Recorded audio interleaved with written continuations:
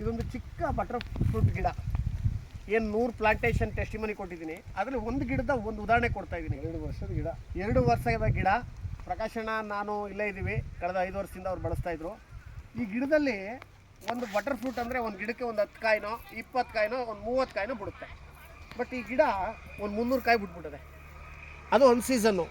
ಈ ಟೈಮಲ್ಲಿ ಬಿಡೋಂಗಿಲ್ಲ. ಒಳ್ಳೆ ದ್ರಾಕ್ಷಿ ಗೊಂಚಲು ರೀತಿ ಎಲ್ಲ ಕಡೆ ಕಾಯಿಗಳು ಭಾರ ಆಗಿದೆ ಈ ಗಿಡಕ್ಕೆ.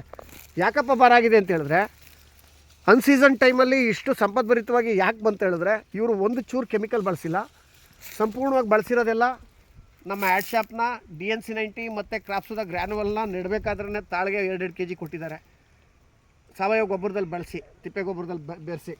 ಅದಾದಮೇಲೆ ಡ್ರಿಪ್ಪಲ್ಲಿ ಸಂಪೂರ್ಣವಾಗಿ DOGIT ಸ್ಪ್ರೇ ಮಾಡೋದು, ಕ್ರಾಪ್ಸದ ಲಿಕ್ವಿಡ್ನ ಸ್ಪ್ರೇ ಮಾಡೋದು, ಡ್ರಂಚ್ ಕೊಡೋದು, ಡ್ರಿಪ್ ಕೊಡೋದು. ಈ ಥರ ಮಾಡ್ತಾ ಮಾಡ್ತಾ ಮಾಡ್ತಾ ಮಾಡ್ತಾ ಹೋಗಿ ಇವತ್ತು ಏನಾಗಿದೆ ಅಂತ ಹೇಳಿದ್ರೆ, ನಿಖಿಲ್ ಅವರು ಆ ಕಡೆಯಿಂದ ಬನ್ನಿ ನೋಡಿ. ಇಲ್ಲೊಂದು ಜಸ್ಟ್ ಎಕ್ಸಾಂಪಲ್ಲು,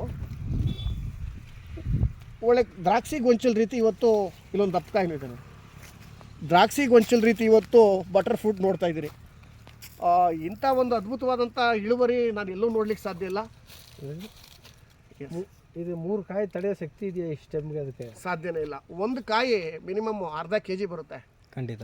ಇದು ಒಂದರಲ್ಲೇ ನಿಖಿಲ್ ಅವ್ರು ಹೇಳೋ ರೀತಿ ಒಂದು 70 ಕಾಯಿ ಇದೆ. 70 ಕಾಯಿ ಇಂಟು ಅಂತ ಅರ್ಧ kg 7 ಇಲ್ಲಿ 35, ಅಲ್ಲಿಗೆ 35 kg ಆಯಿತು. 35 kgನ ಇದೊಂದು ಕೊಂಬೆ ತಡೀತದ?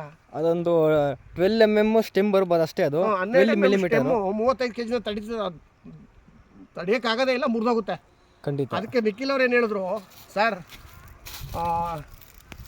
ಇದು ದ್ರಾಕ್ಷಿ ಗೊಂಚಲು ರೀತಿ ಇರೋದು ನೋಡಿದ್ರೆ ನಾವು ಇದಕ್ಕೆ ಟೊಮೊಟೊ ಕಟ್ತಾರಲ್ಲ ಆ ರೀತಿ ದಾರ ಕಟ್ಟಬೇಕಾಗುತ್ತೆ.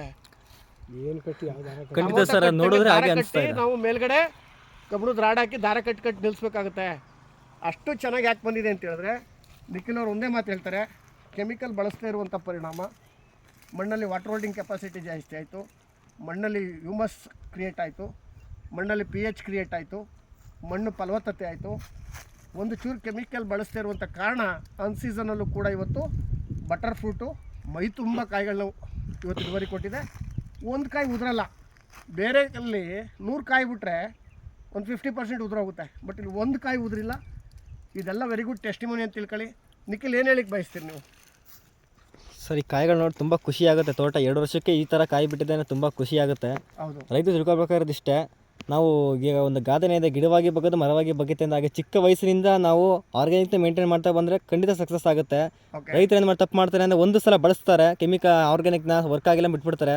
ಅದು ನಮ್ಮ ಕಾಲಮಾನದಿಂದ ಬರೀ ಕೆಮಿಕಲ್ನ ಬಳಸಿ ರೂಢಿಯಾಗಿ ರೈತರಿಗೆ ಮೂಟೆ ಗೊಬ್ಬರ ಇಡ್ಸಿ ಅಭ್ಯಾಸ ಆಗಿಬಿಟ್ಟಂಗೆ ಹಾಳಾಗಿದ್ದಾರೆ. ನಾವು ಖಂಡಿತ ಎರಡನ್ನೂ ಬ್ಯಾಲೆನ್ಸ್ ಮಾಡಬೇಕು. ಬ್ಯಾಲೆನ್ಸ್ ಮಾಡೋದಲ್ಲಿ ಸಕ್ಸಸ್ ಖಂಡಿತ ಆಗುತ್ತೆ.